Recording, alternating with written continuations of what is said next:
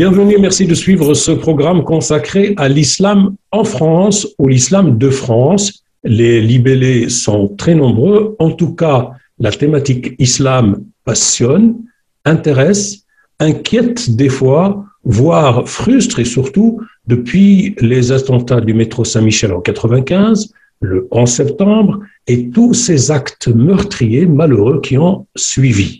Des débats passionnés, l'instrumentalisation passe souvent par là, l'amalgame, la stigmatisation aussi. Beaucoup de questions se sont posées ici et là, justement ou injustement, d'abord sur la solubilité de l'islam dans la modernité, sa compatibilité avec les valeurs de la République et de la laïcité, et bien sûr de son organisation qui tarde à se concrétiser réellement. Il y a eu un début avec le lancement du Conseil français du culte musulman et beaucoup de choses restent à faire.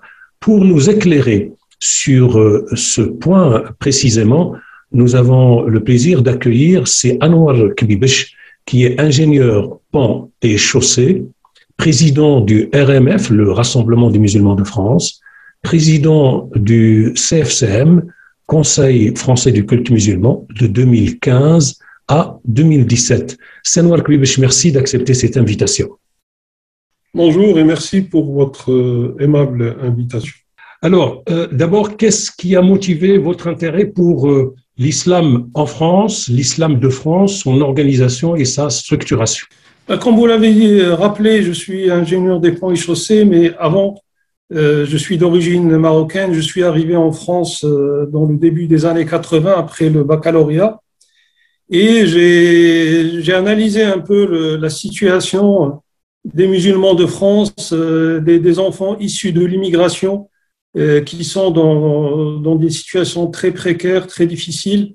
Et la situation des musulmans de France dans les années 80 était également, je dirais, relativement difficile. Il y avait tout à construire. Il y avait des manques de mosquées, des manques d'imams, une recherche d'identité parmi la jeunesse et surtout celle issue de l'immigration.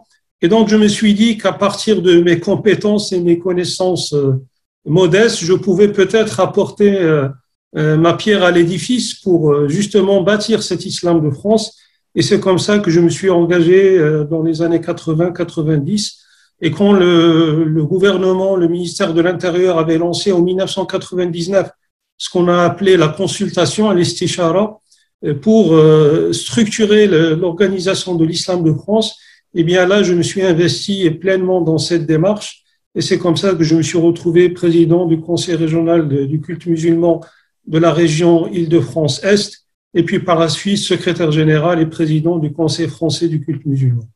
Alors aujourd'hui, la structuration ou même la genèse de l'islam de France semble un processus irréversible. Et on a pu voir donc une des déclarations du président Emmanuel Macron dire qu'il fallait aider l'islam à s'organiser, à se structurer.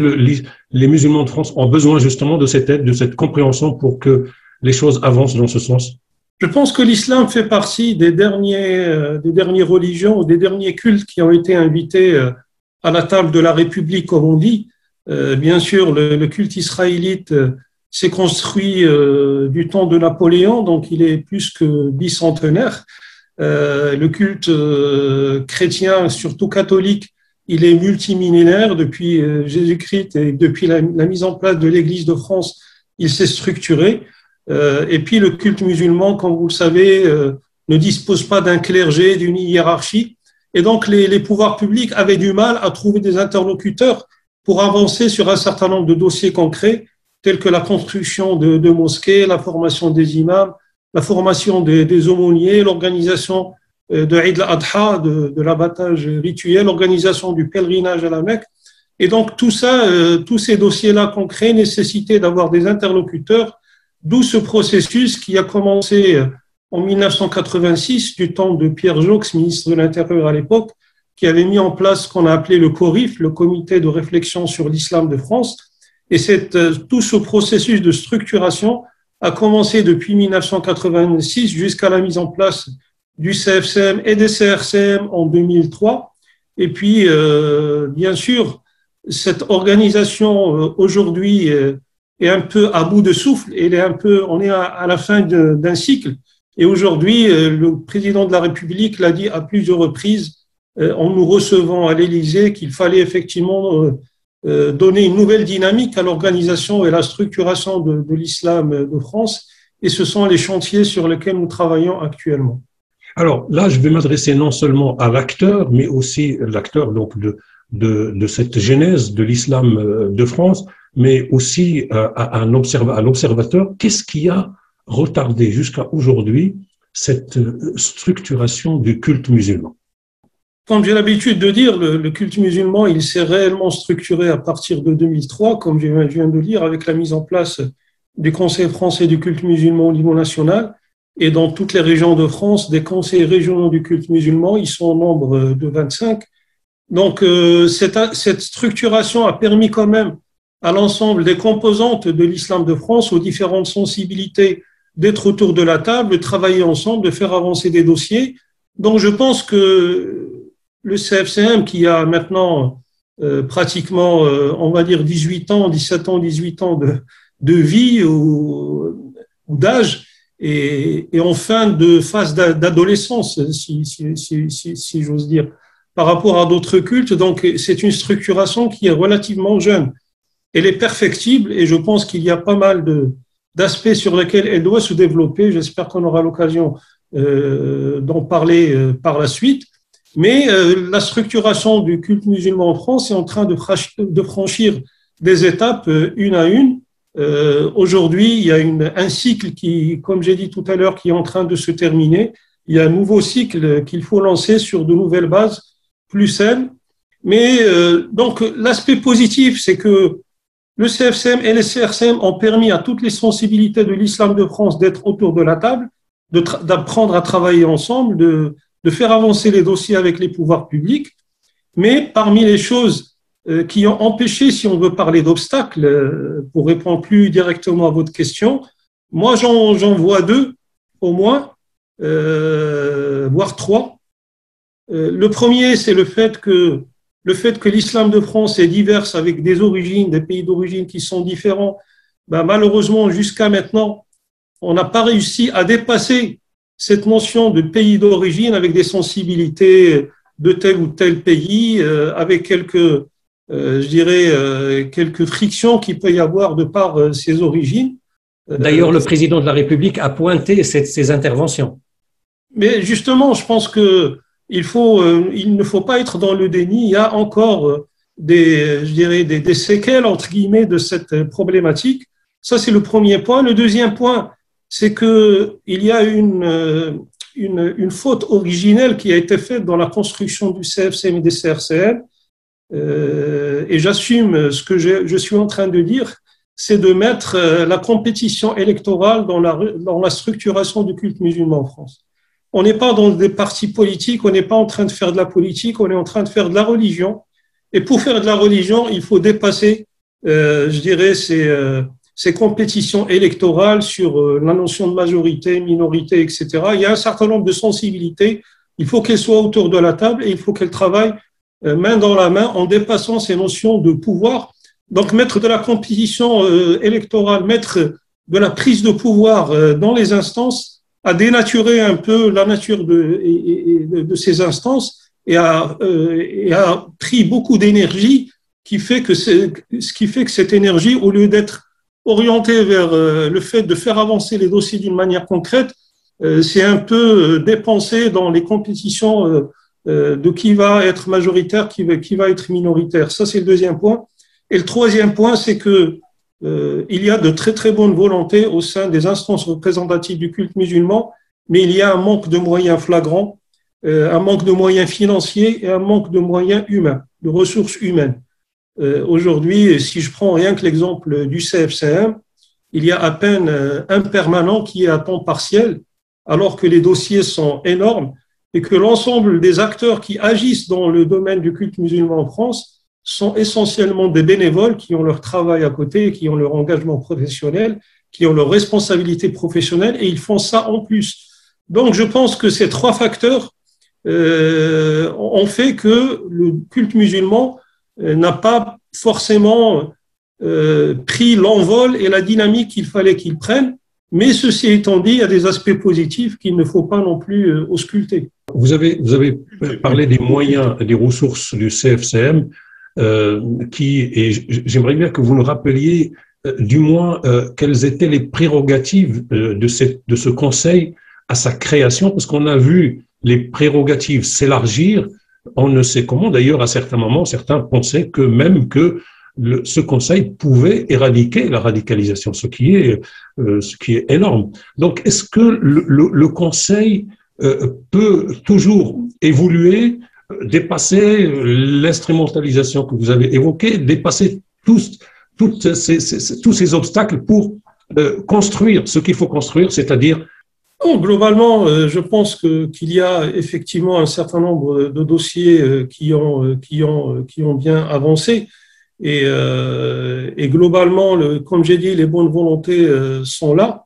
Maintenant, je pense qu'il faut répondre aux trois critères, aux trois obstacles que j'ai cités tout à l'heure pour pouvoir aller de l'avant et vraiment répondre aux attentes des uns et des autres. Maintenant, ces attentes-là, effectivement, elles ont bougé ou elles ont évolué dans le temps.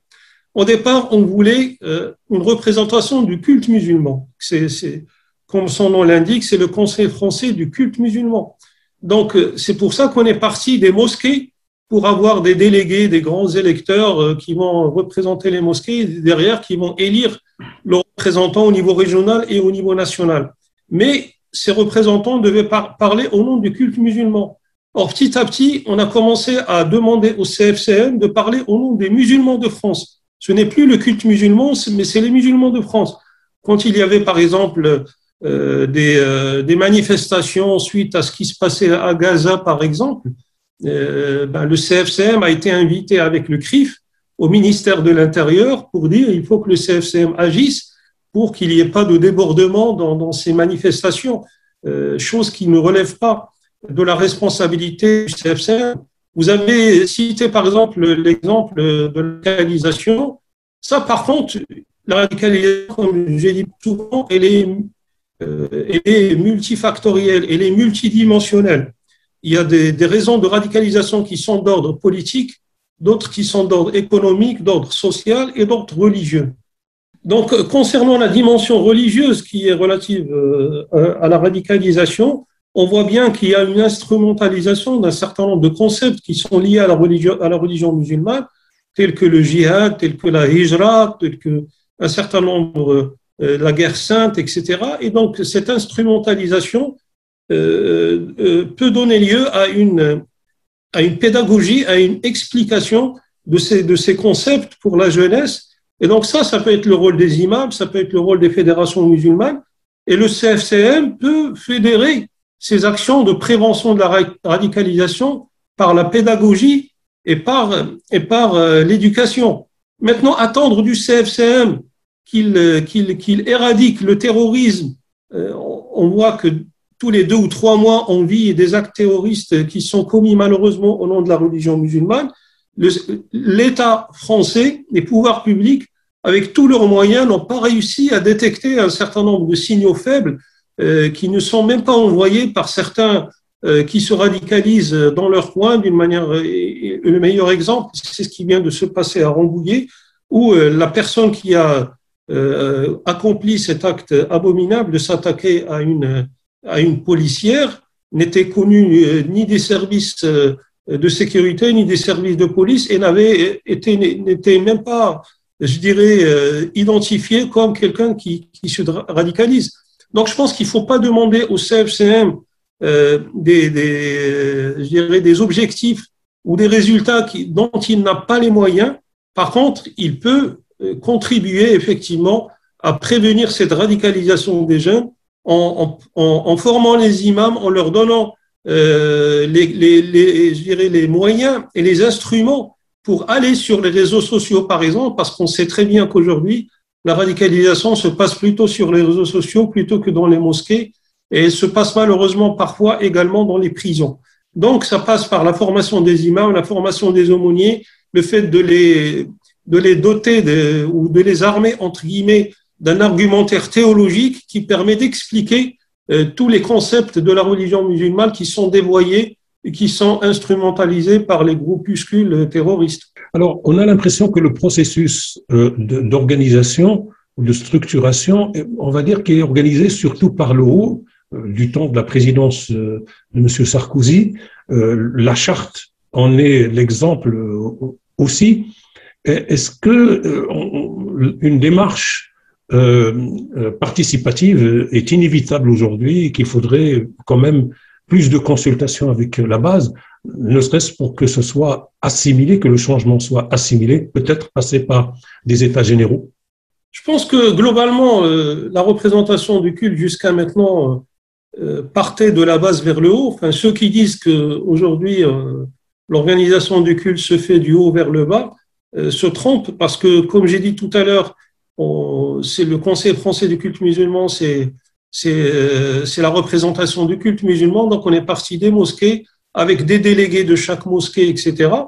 Et donc, ces délégués élisent des représentants au niveau régional et ces représentants au niveau régional se réunissent au niveau national pour élire le bureau et le président du CFCM. Mais ce processus-là, il donne l'impression d'une certaine participation, d'une certaine démocratie, mais c'est une fausse participation, une fausse démocratie. Parce que même les délégués qui partent des mosquées, ils sont souvent désignés par le président ou le responsable de la mosquée sans concertation avec les fidèles. Et donc, les fidèles qui vont dans telle ou telle mosquée, ils ne sont même pas au courant de qui sont leurs représentants ou leurs délégués pour participer aux instances représentatives du culte musulman. Non, je pense qu'il faut qu'il y ait une représentation au niveau national, comme j'ai dit tout à l'heure, qui ne soit pas issue d'un faux système électoral, comme je viens de l'expliquer. Il y a des composantes qui existent, des fédérations qui existent, des mosquées indépendantes, des fédérations locales, des fédérations régionales, des fédérations nationales. Il faut arriver à avoir tout le monde autour de la table en évitant de mettre de la compétition électorale là-dedans. Donc là, c'est au niveau national, ça permettra d'avoir une instance qui représente l'ensemble des sensibilités sans qu'il y ait une notion de majorité et de minorité, etc. Et au niveau local, effectivement, il faut que les mosquées se réunissent dans un certain nombre de collectifs. Et là aussi, il faut éviter la compétition électorale entre les mosquées. Il faut mettre en place des collectifs dans chaque département pour faire émerger des interlocuteurs des préfets et des maires des villes qui sont concernés, qui sont dans le département. Mais ces collectifs doivent rassembler toutes les mosquées avec une mosquée, une voix, plutôt le président ou le responsable de la mosquée qui soit dans ces collectifs départementaux et derrière désigner 2 ou 3 animateurs ou coordinateurs de ces collectifs, en évitant là aussi d'avoir un bureau avec un président, une association déclarée, etc.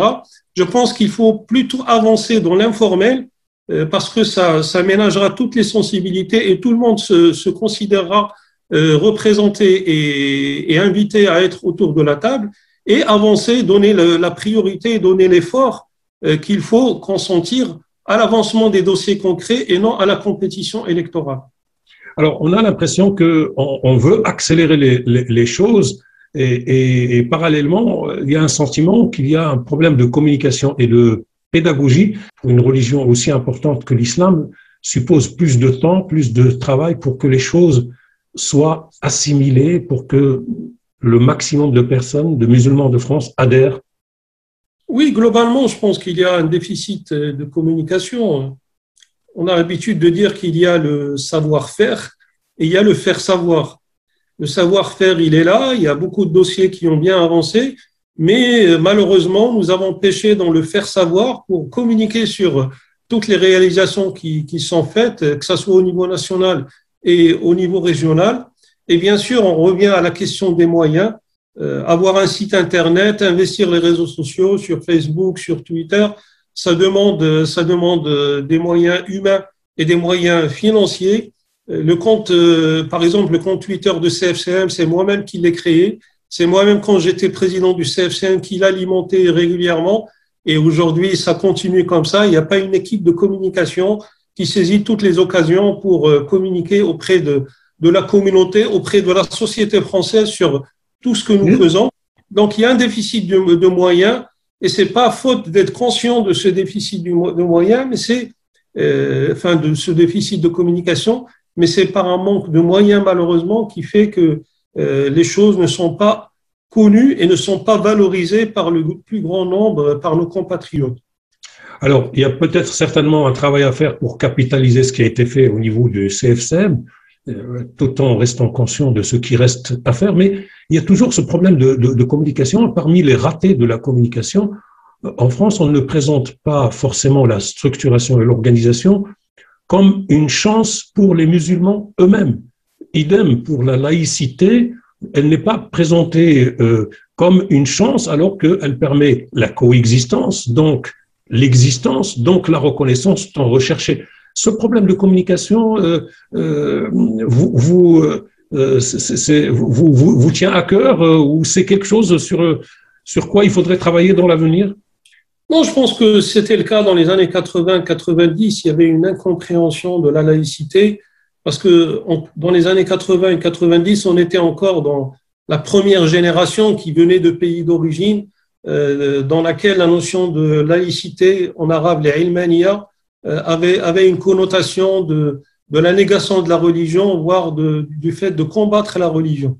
Et on l'a vu dans un certain nombre de pays tels que l'Égypte, l'Irak, etc., où cette notion de laïcité, al-ilmaniya en arabe, était plutôt une volonté d'éradication du fait religieux. Or, la laïcité à la française n'est pas du tout ça. Au contraire, comme vous l'avez rappelé, la laïcité à la française est une chance pour les religions, puisque la France, la République française, elle est laïque, donc elle ne reconnaît aucun culte, mais elle ne méconnaît aucun des cultes.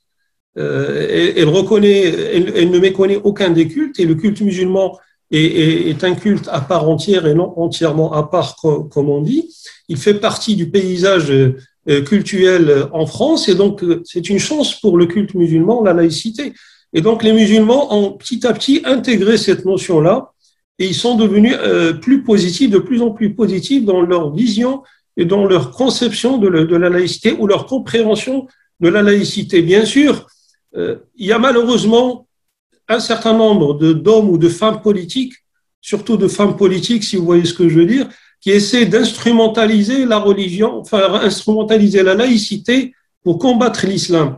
Et c'est ça qui fait qu'aujourd'hui, dans certains cas, il y a une mauvaise interprétation de la laïcité qui est faite parce qu'elle est malheureusement, je dirais, mise en objection de la pratique religieuse. Or, la laïcité initiale de 1905, celle d'Aristide Briand, par exemple, c'est la garantie de la liberté de croire ou de ne pas croire.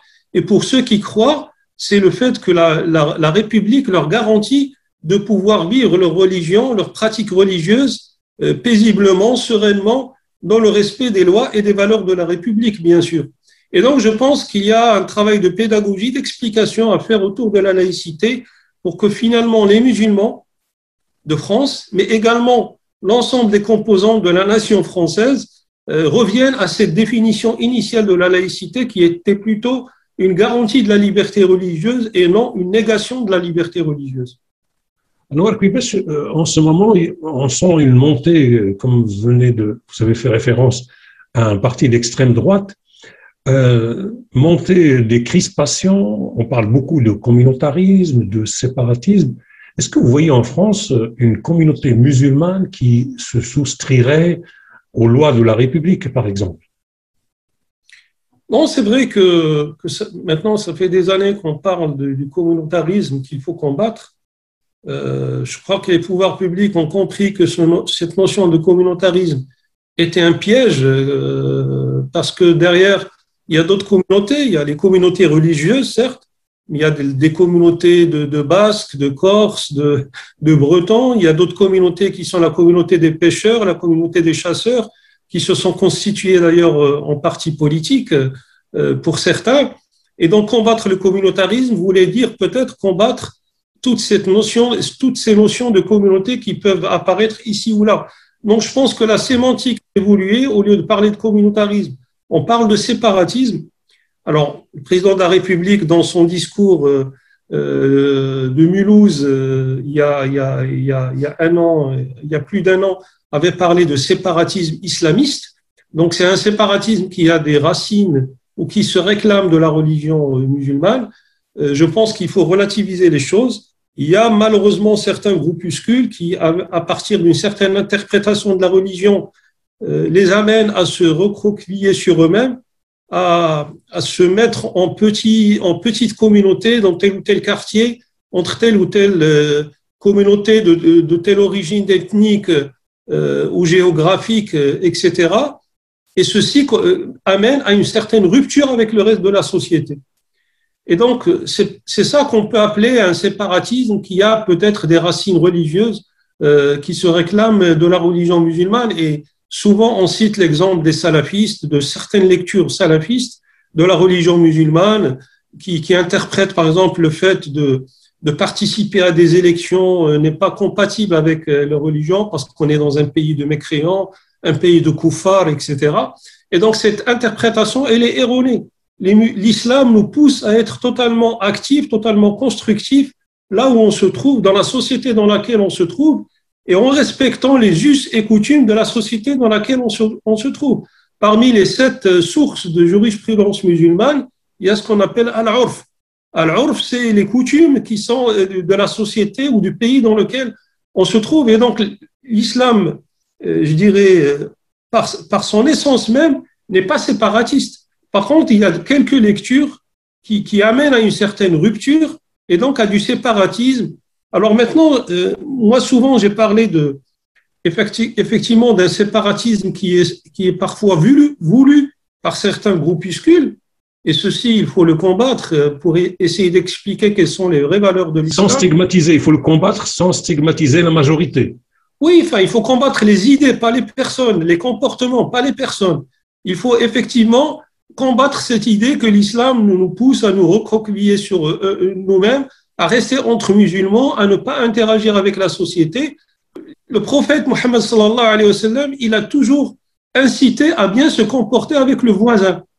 Que ce voisin soit chrétien, juif, musulman, qu'il soit croyant ou non croyant. Et donc, dans un hadith, par exemple, le prophète dit que l'ange Gabriel n'a pas cessé de lui recommander le bon comportement avec le voisin, au point qu'il a pensé que le voisin allait hériter, allait avoir des droits d'héritage sur la personne, c'est-à-dire qu'il faisait pratiquement partie de la famille. Donc l'islam nous pousse à s'ouvrir vers la société dans laquelle on se trouve, à aller vers l'autre, et en aucun cas à avoir ce séparatisme. Maintenant, il y a ce séparatisme voulu par certains, il y a aussi ce qu'on appelle le séparatisme subi. C'est celui qui relève de la politique de la ville, avec des populations d'origine maghrébine, parfois de même religion, notamment la religion musulmane, qui se retrouvent regroupées dans tel ou tel quartier. Je pense que les habitants ou les familles musulmanes qui se retrouvent dans une cité HLM, dans un bâtiment HLM, ils n'étaient pas dans une démarche complotiste en disant tiens, on va se mettre entre nous contre musulmans. C'est la précarité, c'est la situation sociale qui a fait qu'ils se sont retrouvés dans ces ghettos, entre guillemets. Et c'est Manuel Valls, quand même, qui est un ancien Premier ministre, qui, au lendemain des attentats de 2015, avait parlé d'apartheid social qui existe en France. Donc, ça vient d'un ancien Premier ministre qui était à l'époque Premier ministre en exercice. Donc, je pense qu'il y a une politique de la ville à repenser pour éviter ce séparatisme subi. Par contre, le séparatisme voulu par certains, de par leur interprétation, eh bien, il faut mener un travail de pédagogie, d'explication, comme j'ai dit tout à l'heure, pour réexpliquer quel est le vrai sens de la religion musulmane et des préceptes de la religion musulmane qui sont très positifs, qui reconnaissent l'autre, qui reconnaissent le droit à la différence et à la diversité. Il y a la question de la confiance. Est-ce qu'il y a aujourd'hui un problème de confiance entre les institutions françaises et les acteurs de l'islam en France? Je dirais pas de structuration sans climat de confiance. pense que la confiance est quelque chose de très, très important. Et il faut du temps pour acquérir cette confiance. Par contre, elle peut se perdre du jour au lendemain.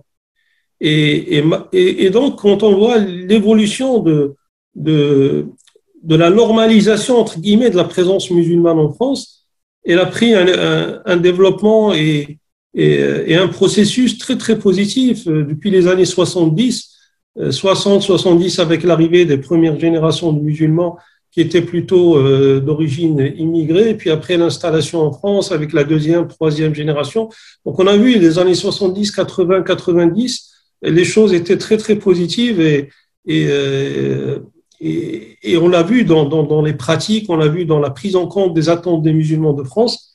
Malheureusement, comme vous le savez, dans le début des années 2000, il y a eu les attentats du World Trade Center, il y a eu le phénomène de terrorisme porté par Al-Qaïda, et donc là, il y a eu un tournant. Il y a eu un tournant, effectivement, par rapport à la vision qu'ont eu les sociétés occidentales vis-à-vis de la présence musulmane dans ces sociétés, que ce soit en Europe ou aux États-Unis et ailleurs.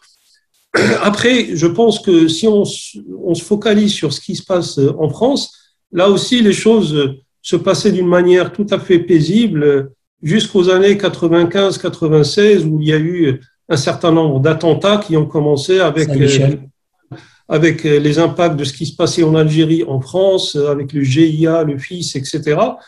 Et donc là, on a commencé à voir à travers le musulman quelqu'un qui est peut-être potentiellement un islamiste, voire potentiellement un terroriste.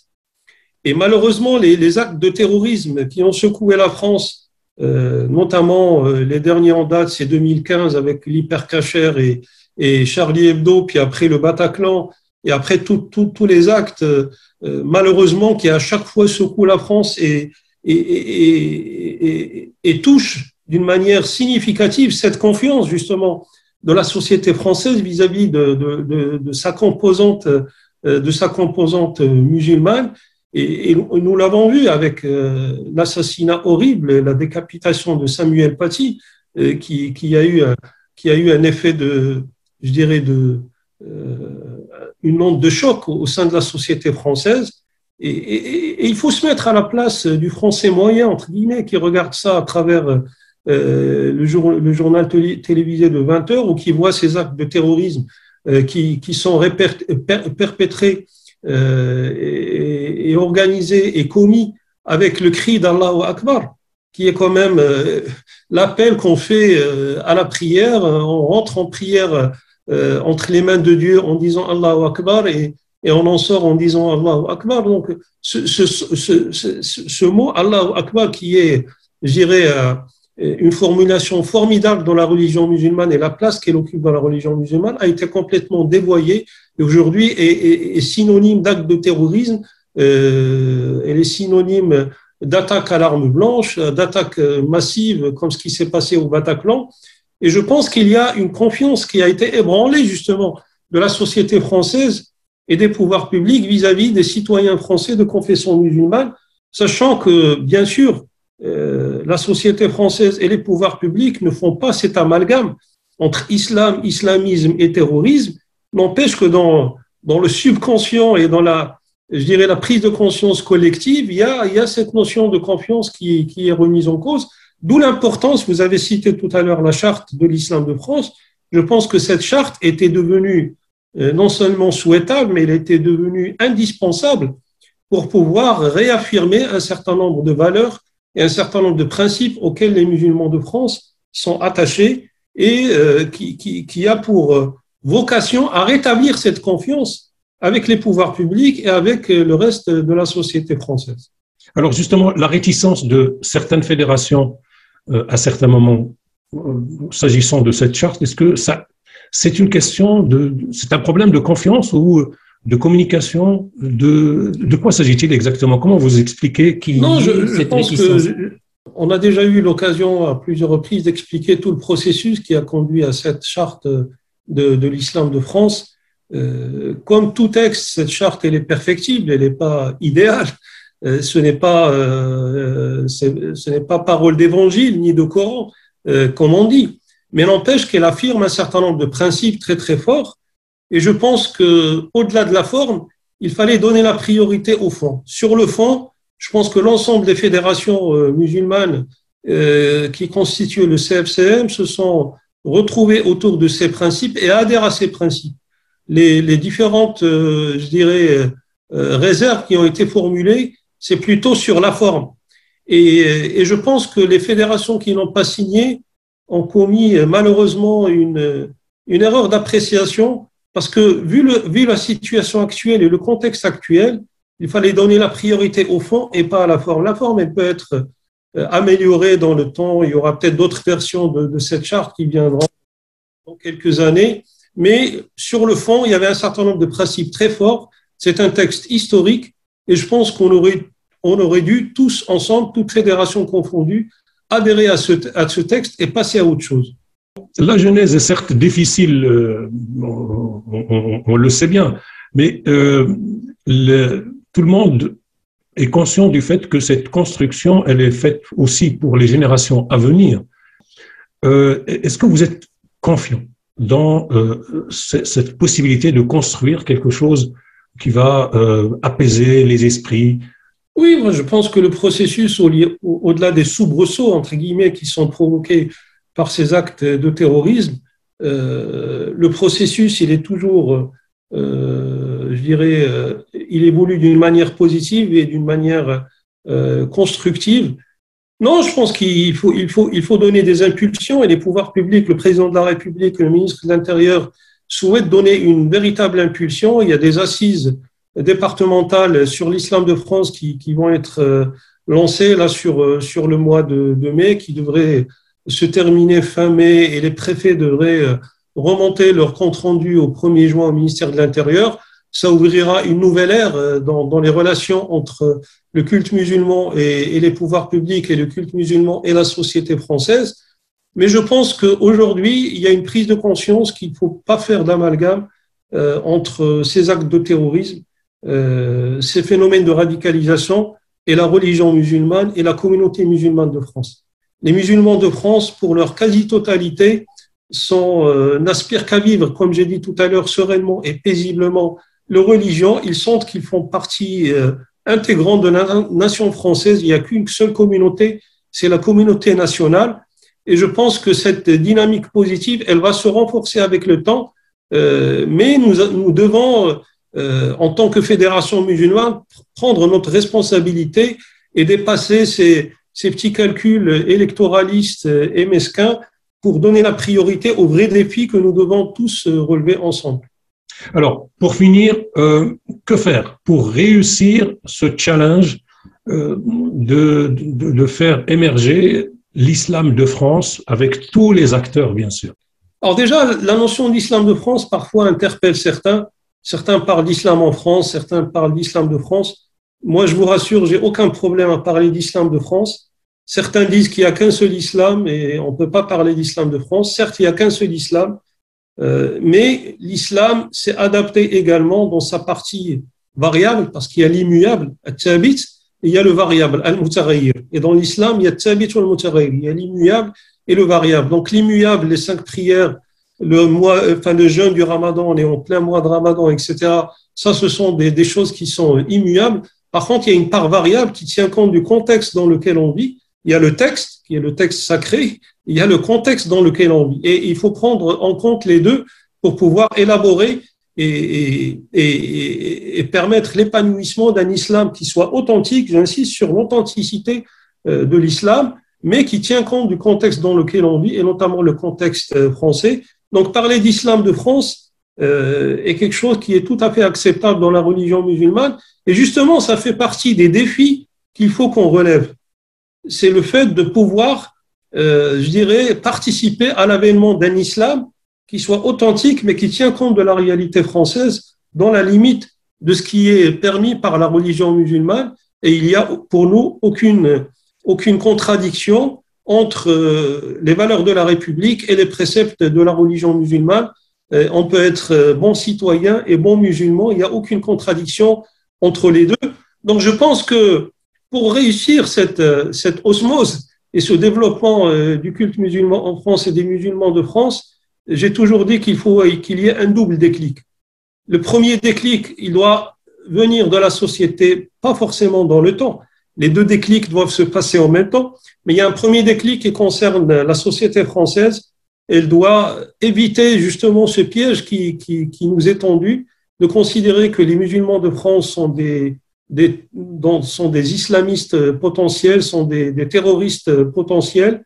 Les musulmans de France sont pour la plupart des citoyens lambda qui ont peut-être leurs problèmes pour boucler leur fin de mois, qui ont des problèmes d'éducation pour leurs enfants, qui ont également des problématiques de logement, de transport, etc. Donc, ils sont confrontés à tout ça et ils vivent en osmose avec le reste de la société française. Donc, dépasser cette vision que les musulmans, ou que l'islam, c'est la religion de l'étranger qui va finir par rentrer chez lui. L'islam est la deuxième religion du pays et elle est installée en France pour longtemps, pour ne pas dire pour l'éternité. Et donc, il faut que la société française intègre cette notion-là et dépasse cette image négative qu'on peut avoir ou ces préjugés qu'on peut avoir sur l'islam et les musulmans. Le deuxième déclic, il doit se passer au sein des musulmans de France, dans leur tête, et d'arrêter de se considérer comme des persécutés, d'être tout le temps dans cette posture de victimisation. Et il y a certes des actes anti-musulmans, il y a des actes islamophobes, comme souhaitent les appeler certains.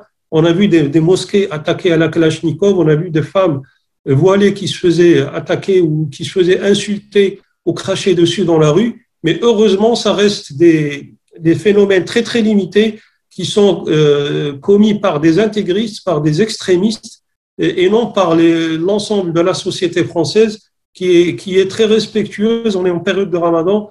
Beaucoup de Français respectent les musulmans dans leur pratique religieuse. Ils respectent le jeûne. Je le vois, moi, dans le monde de l'entreprise où les collègues font attention quand ils vont aller manger. Ils ne vont pas inviter les musulmans pour qu'ils aillent déjeuner pendant le mois du Ramadan. Donc, il y a une certaine bienveillance et même une bienveillance certaine de la part de nos compatriotes vis-à-vis des musulmans. Il faut que les musulmans évitent d'être systématiquement dans cette posture de victimisation et penser que la terre entière leur en veut. Et il y a notamment cette notion d'islamophobie d'État que veulent certains, que certains veulent donner comme impression de notre pays. Ce n'est pas du tout le cas. Il peut y avoir des actes anti-musulmans comme il y a des actes antisémites. Il ne faut pas les nier, il faut les combattre. D'ailleurs, ils sont en augmentation. En 2020, il y a eu plus 57% d'actes anti-musulmans qu'en 2019. Donc, il y a des actes anti-musulmans. Pas plus tard qu'il y a 2 semaines, j'ai accompagné le ministre de l'Intérieur à Rennes parce qu'il y a une mosquée qui a été taguée avec des insultes racistes, anti-musulmanes et islamophobes. Donc, je pense il ne faut pas être dans le déni, mais par contre, il ne faut pas être dans la généralisation et la simplification en considérant que la France nous en veut. La France, elle est respectueuse et la République française respectueuse de tous ses citoyens et il n'y a pas de citoyens plus égaux que d'autres. Tous les citoyens sont égaux devant la loi. Et je pense que si on a cette lecture et cette vision et cette dynamique qui nous anime, je pense qu'on y arrivera et c'est pour ça que je suis très, très optimiste. Merci, c'est Anouar Kbibesh pour cet éclairage. Je rappelle à toutes les personnes qui nous suivent que vous êtes ingénieur pont et chaussée et que vous êtes aussi président du Rassemblement des musulmans de France, le RMF, et président du CFCM de 2015 à 2017. Merci beaucoup. Tout à fait. Merci à vous et à très bientôt, Inch'Allah.